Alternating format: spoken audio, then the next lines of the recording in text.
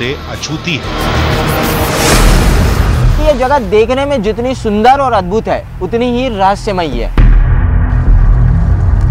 सीता हरण से पहले राम, लक्ष्मण और सीता इस जगह पर कुछ दिनों के लिए आकर रुके थे। सीता हरण के बाद भगवान श्री राम और लक्ष्मण ने रात्रि विश्राम किया था। इस जंगल में छत्तीसगढ़ में पाया जाने वाला ब्लैक पैंथर मिलता है।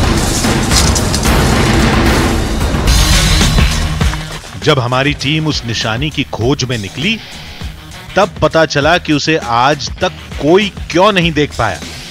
दंडकारण्य की घाटी में 7 पर्वतों को पार करना होगा, कई नदियों की लहरों को चीरना होगा, चढ़ाई ऐसी कि जान हलक में अटक जाए। उसके बाद सामने आएंगी पत्थरों पर बनी 8000 साल पुरानी कुछ तस्वीरें, जिनका संबंध है सीता हरण से। यही वो शैलचित्र है जिसे सीता हरण के बाद लक्ष्मण ने इन चट्टानों पर बनाया था। आप देखिए, इसमें एक हिरण है, फिर यहाँ पे पंचवटी है, पंचवटी के बाद यहाँ पर ये लक्ष्मण रेखा है। सीता की तलाश में भटक रहे श्री राम ने जहां कड़ी तपस्या की थी, जहां लक्ष्मण ने दीवारों पर चित्र बनाकर सीता हरण की पूरी कहानी बयां की थी, और जहां लंका चढ़ाई के साथ मां सीता को वापस लाने की पूरी रणनीति बनाई गई, तो आज चलते हैं उस गगनचुंबी चोटी पर, उस अंधेरी गुफा की एक विशाल चट्टान की तलाश में, जहां त्रेता युग से जुड़ी एक निशानी को आज दुनिया पहली बार देखेगी।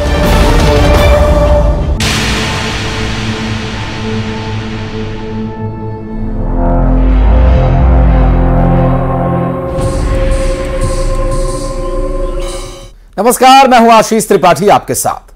अयोध्या से लेकर लंका तक रामायण से जुड़े कई साक्ष्य हमें मिलते हैं, लेकिन हमारे सामने श्री राम से जुड़े एक लोक का दावा किया गया जो आज तक दुनिया के सामने आया ही नहीं, क्योंकि वो निशानियां छत्तीसगढ़ के जंगलों के ऐसे हिस्से में छिपी हुई हैं जहां आम आदमी का पहुंचना नामुमकिन है। चंद आदिवासियों के अलावा यहां तक अभी कोई पहुंच नहीं पाया। कहते हैं 7 पहाड़ पार करने के बाद 8वें पहाड़ की सबसे ऊंची चोटी पर एक बड़ी चट्टान है, और उस चट्टान पर युगों पुराने कुछ शैल चित्र बने हुए हैं। दावे के मुताबिक वो शैल चित्र सीता हरण की कहानी को बयां करते हैं, जिन्हें लक्ष्मण ने खुद बनाया था। रामायण की अनदेखी निशानियों की तलाश में दंडकारण्य की चुनौती एक बार फिर हमारे सामने थी। जिस घाटी में हमें उतरना था, पहले उस जगह की आप सैटेलाइट इमेज देखिए।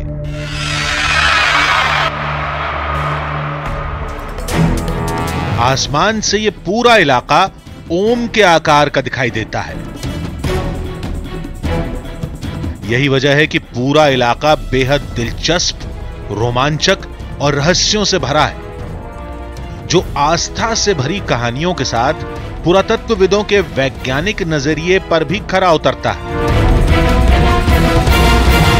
कहते हैं कि जगह देखने में जितनी सुंदर है, उतनी ही रहस्यमयी भी है।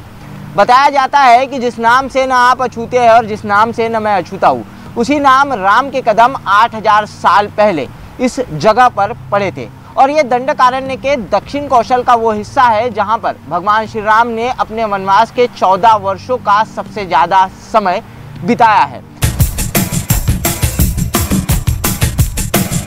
हमारी मंजिल दूर होने के साथ बेहद कठिन भी थी।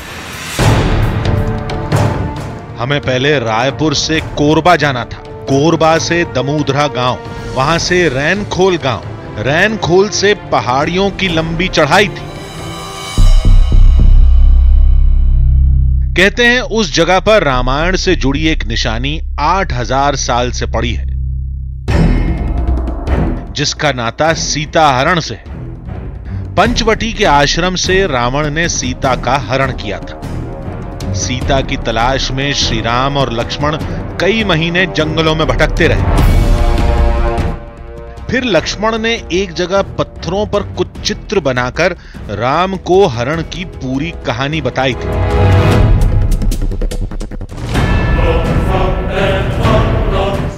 कहते हैं वो चट्टान आज भी है। उस पर बने चित्र कुछ धुंधले हो चुके हैं, लेकिन वो आज भी हरण की पूरी कहानी सुनाते हैं। कोरबा से आगे जाने के लिए हमें गाइड की जरूरत थी, ताकि रास्ता भटके बिना मंजिल तक पहुंचा जा सके। कोरबा में हमारी मुलाकात हरि सिंह से हुई, जिन्होंने सबसे पहले उन निशानियों को देखा था। वहां से जब हरण हुआ सीता का, तो उसको खोजते खोजते राम और लक्ष्मण पीछे चले गए थे दुल्हा दुल्ही पहाड़ पे। वहाँ पे लक्ष्मण जी ने याद में वहाँ पर चित्र बनाया कि अगर हम यहाँ पे आए हैं और यहाँ से सीता क्या है और हिरण का भी चित्र उसी दुल्हा दुल्ही पहाड़ में बना हुआ है। उसके बाद वहाँ से भटक 3 कोस और फिर बढ़े दक्षिण की ओर, तो वहाँ पर सीता चौकी करके जगह है, जहाँ पर लक्ष्मण जी ने सीता हरण के संपूर्ण कथानक वहाँ पर चित्र बनाया। पहले हिरण बनाया, फिर पंचवटी का आश्रम बनाया, फिर वहाँ पे घसीटते हुए एक स्त्री आकृति को लेकर जा रहे थे वो बनाया, और फिर लास्ट में पुष्पक विमान का चित्र बनाया। तो वो लक्ष्मण जी का बनाया हुआ चित्र वहाँ पर आज भी आप देख सकते हैं। सीता का हरण तो पंचवटी में हुआ था, फिर उनकी तलाश में राम और लक्ष्मण छत्तीसगढ़ की तरफ क्यों आए थे? इसके लिए वर्तमान के साथ पौराणिक नक्शे को भी समझना होगा। वाल्मीकि रामायण के मुताबिक सीता हरण पंचवटी में हुआ था, जो आज महाराष्ट्र के नासिक में है। हम जिस निशानी की तलाश में छत्तीसगढ़ के दंडकारण्य में रैनखोल गांव जा रहे थे, वो इस जगह पर है। दोनों के बीच करीब 1300 किलोमीटर का फासला है, लेकिन बताया जाता है त्रेता युग में ये सारा इलाका पंचवटी का ही हिस्सा था, जो दंडक वन की सीमा में आता था। रैनखोल गांव से आगे पहाड़ी रास्ता शुरू हो जाता है। मदद के लिए स्थानीय आदिवासी की जरूरत थी। कई लोगों से बात की, बड़ी मुश्किल से एक शख्स साथ जाने के लिए तैयार हुआ। ये उन पहाड़ी कोरबा आदिवासियों की बस्ती है जो कुछ साल पहले तक दंडकारण्य के इस बीहड़ जंगल में गुफा और कंदराओं में रहते थे, और कुछ ही साल पहले सरकार इन्हें इस बस्ती में ले आई है। और यही वो लोग हैं जो राम से जुड़ी हुई उन निशानियों को जानते हैं। उन्हीं में से एक पहाड़ी कोरबा जयसिंह हमें राम की उन निशानियों तक ले जा रहे हैं, और जयसिंह के हाथ में ये हथियार, ये तीर कमान देखकर आप अंदाज़ा लगा सकते हैं कि इस इंसानी बस्ती के बाहर से ही खतरनाक जानवरों की आमद शुरू हो जाती है, और उसी हिस्से में आगे बढ़ते हुए हमें राम की निशानियों तक पहुंचना है। हमारे सफर की ये आखिरी बस्ती थी। इसके बाद 7 पहाड़ों से टकराना होगा, कुछ नदियों को पार करना होगा, जंगल की कई मुसीबतों को झेलना होगा। तब जाकर दिखेंगे 8000 साल पुराने श्री राम से जुड़े निशान, वो शैल चित्र जो सीता हरण की कहानी बयां करते हैं, जिन्हें लक्ष्मण ने अपने हाथों से बनाया था। सुनने में अच्छा लग रहा है ना, लेकिन वहां तक पहुंचना यानी खतरे को खुद दावत देना था। रावण के पुष्पक विमान पर पूरी दुनिया में आज भी शोध किया जाता है। वो कैसा दिखता होगा, कैसे उड़ता होगा? कहते हैं उन शैल चित्रों में एक चित्र पुष्पक विमान का भी है, जिसे आज दुनिया पहली बार देखेगी। लेकिन वहां तक पहुंचना आसान नहीं था। जंगल में तो मुश्किलें आती ही रहीं, लेकिन हमारी टीम को सबसे ज्यादा खतरा काले चीते से था। जंगल के जिस हिस्से में हम पहुंच रहे थे, वो काले चीते का इलाका माना जाता है। मंजिल थी श्री राम के समय के शैल चित्र, जिनमें सीता हरण की पूरी कहानी दिखती है, जिन्हें चंद लोगों ने देखा है, उन्हें आज हम भी देखेंगे। कई पहाड़ों को कदमों से नाप चुके हैं, लेकिन खड़े पहाड़ की चढ़ाई में आज भी सबसे ज्यादा मुश्किल होती है। दंडकारण्य के जंगल में हमारे सफ़र की अभी ये शुरुआत है और इस नज़ारे को देखकर आप अंदाज़ा लगा सकते हैं कि इस जंगल में हमारे आगे का सफ़र कितना खतरनाक और रोमांच से भरा हुआ होगा। कहते हैं इस जंगल में रामायण से जुड़े 2 और अहम सबूत थे। यहीं कहीं मायावी राक्षस मरीच की गुफा थी जिसने सोने के हिरण का रूप धारण करके सीता को ललचाया था। इतना सुंदर स्वर्ण में अकेला इंसान इस जंगल में अगर फंस जाए तो उसके लिए आगे बढ़ पाना बिल्कुल ही नामुमकिन है। हमारे गाइड हरि सिंह चढ़ाई के वक्त कैमरामैन को संभालने में लगे थे ताकि अच्छी तस्वीरें आप तक पहुंच सके। तभी घने जंगल में कुछ पक्के मकान देखकर हम चौंक गए। आखिरी इंसानी बस्ती तो हम मीलों पीछे छोड़ चुके थे, फिर ये मकान कहां से आ गए? इन मकानों के स्ट्रक्चर को हम लोग देखें तो एक काफ़ी पुराना स्ट्रक्चर दिखाई दे रहा है। इस तरीके के मकान जो होते हैं, इस तरीके की दीवारें जो होती है वो अब नहीं बनती। ये बड़े बड़े पत्थरों वाली दीवारें हैं और इसको जो है चूने और रेत का जो मिश्रण होता है वो मिलाकर जोड़ा गया है, दीवारें खड़ी की गई है और ठीक उसी तरीके के मिश्रण से ये जो है स्लैब का स्ट्रक्चर भी बनाया गया है। हमारा अंदाजा सही निकला। ऊपर पहाड़ों में जरूर कुछ न कुछ है जिसका नाता रामायण से, श्री राम से, लेकिन इस जगह से सबसे बड़ा खतरा शुरू होने वाला था।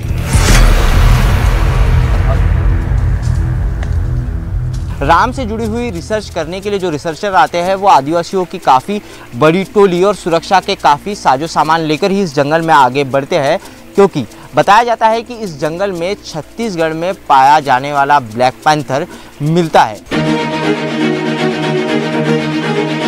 खतरे को भांपते ही हमारे कदम तेज हो गए। जैसे ही इस इलाके से पार होंगे, रामायण से जुड़े कुछ सबूत हम देख सकेंगे। कुछ घंटे और चलने के बाद हम अपनी मंजिल पर थे। एक चट्टान पर बना शैल चित्र आंखों के सामने था। इस शैल चित्र में हमें 2 व्यक्ति दिखाई दे रहे हैं। एक व्यक्ति थोड़ा बड़ा है और दूसरी जो आकृति है उसे थोड़ी छोटी है। कहते हैं कि ये बड़ी वाली आकृति राम है और दूसरी आकृति में लक्ष्मण है। ये दोनों विलाप कर रहे हैं। सीता हरण के बाद जब राम और लक्ष्मण बहुत ही दुखी हुए, बहुत ही विलाप करने लगे, तो उस वक्त उस घटना क्रम को लक्ष्मण ने इन चट्टानों पर उकेरा। लेकिन ये वो निशानी नहीं थी जिसका दावा किया गया था। उसके लिए पहाड़ के दूसरी तरफ जाना होगा। खतरा था, लेकिन उठाना जरूरी था। दूसरी तरफ चट्टानों पर एक साथ कई चित्र बने हुए थे, जिनमें कुछ इंसान थे, एक जानवर था, कुछ और चीजें भी थी, लेकिन समझ में नहीं आ रहा था। हमने गाइड की मदद ली। ये लगभग 8000 साल पुराने बनाए हुए शैलचित्र है। आप देखिए, इसमें एक हिरण है, फिर यहाँ पे पंचवटी है, पंचवटी के बाद यहाँ पर ये लक्ष्मण रेखा है, उसके बाद ये सीता को घसीट कर जो लेकर जा रहा है हाथ पकड़ कर रावण, वो है। और जैसे आज के समय में हाईलाइट करते हैं किस चीज़ को, वैसे इंडेक्स में ये विमान जो विमान बनते हैं ये हाईलाइट करके दिखाया गया है अलग से कोष्टक में। दावे की माने तो यहाँ सीता हरण से जुड़े हर पात्र का चित्रण है। पंचवटी का आश्रम, लक्ष्मण रेखा, हिरण, सीता का हरण करता रावण और रावण का पुष्पक विमान। अगर इस चलचित्र को हम लोग ठीक तरीके से देखें तो ये पूरा घटनाक्रम हमें सीता हरण की तरह दिखाई दे रहा है। यहाँ पर हम देखें तो यहाँ पर एक मृग हमें दिखाई दे रहा है, जो स्वर्ण मृग था, मारीच जो स्वर्ण मृग बनकर आया था सीता को लुभाने के लिए, सीता को आकर्षित करने के लिए, वो स्वर्ण मृग यहाँ पर दिखाई दे रहा है। उसके बाद बताया जाता है कि ये पंचवटी जो है ये पंचवटी की आकृति है। उसके बाद जो लक्ष्मण रेखा लक्ष्मण ने खींची थी उसकी एक हल्की सी आकृति अब यहाँ पर दिखाई दे रही है।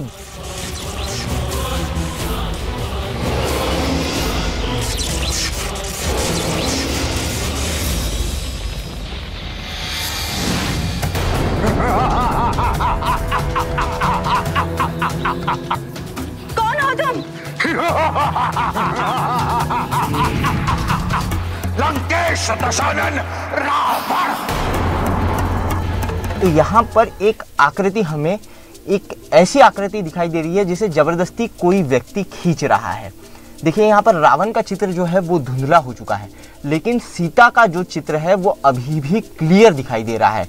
एकदम अभी भी इस चित्र में स्पष्टता है, लेकिन रावण का जो चित्र है वो धुंधला दिखाई दे रहा है।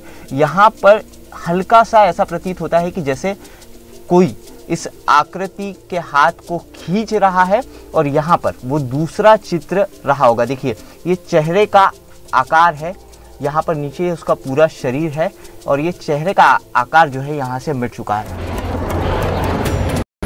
स्वामी, मेरी रक्षा कीजिए ना।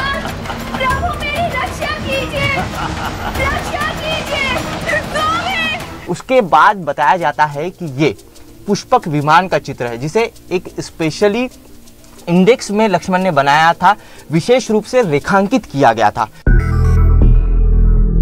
चट्टान पर उकेरे गए चित्र धुंधले पड़ चुके थे। हरि सिंह नहीं होते तो समझना मुश्किल था, जिन्होंने करीब 15 साल पहले इन्हें देखा था। लगभग 8000 साल पुराने शैल चित्र हैं, जो समय और वातावरण के प्रभाव के कारण ये धीरे धीरे नष्ट हो रहे हैं। तो आपने जब इन्हें 12-15 वर्षों पहले जब इनको देखा था तो तब ये क्लियर दिखाई देते? एकदम क्लियर था, इसमें किसी प्रकार की कोई कमी नहीं थी। और अब धीरे धीरे जब लोग बाग उसको जान करके अब आए तो कुछ तो इसके कुछ पुराने फोटोज हैं आपके? जी हाँ, मेरे पास पुराने फोटो हैं जिसमें क्लियर सब कुछ है। हम कैसे मान लेते कि जो हमें बताया जा रहा है वही सच है? ये कैसे मान लें कि ये शैल चित्र 8000 साल पुराने रामायण काल के हैं? अगर पौराणिक काल के होंगे भी तो इनका नाता श्री राम से है, ये कैसे साबित होगा? अभी कई सवालों के जवाब सामने आएंगे, लेकिन सफर अभी अधूरा था। सबसे हैरत अंगेज तस्वीर तो अभी बाकी थी।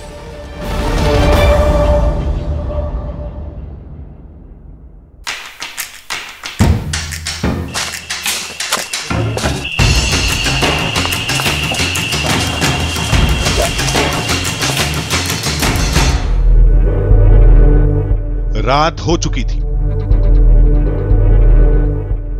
हम पास के एक गांव में जा रहे थे।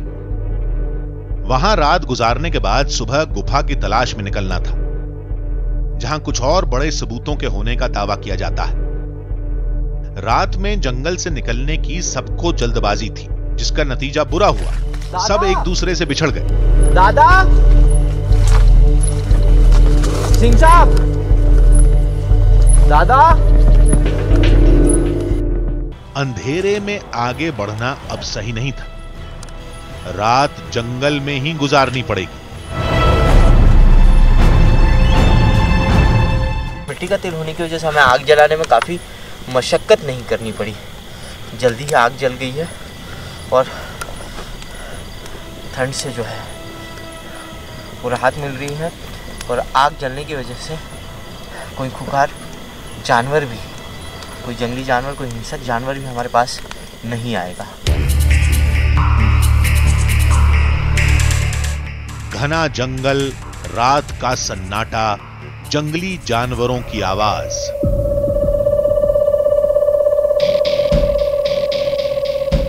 खतरा हर तरफ था और खतरों से घिरी बैठी थी हमारी टीम। तभी एक आहट हुई। लगा कोई हमारी तरफ बढ़ रहा है।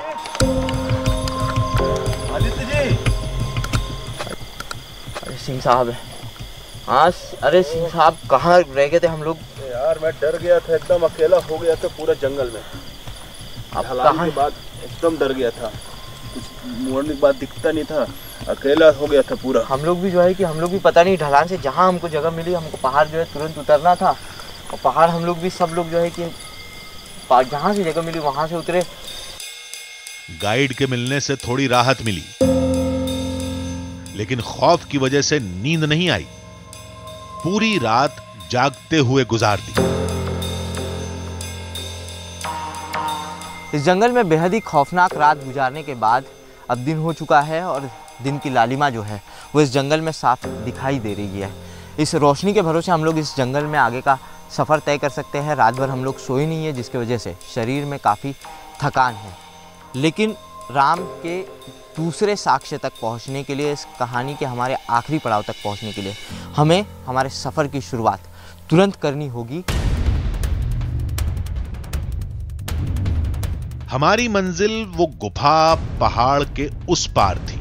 कहते हैं सीता की तलाश में भटकने से राम काफी विचलित हो गए थे। फिर उसी गुफा में राम ने भगवान शिव की तपस्या की थी। लोग कहते हैं कि उस जगह पर कुछ शैल चित्र भी हैं जो साफ और स्पष्ट हैं। उनकी भी कहानी रामायण से ही जुड़ती है।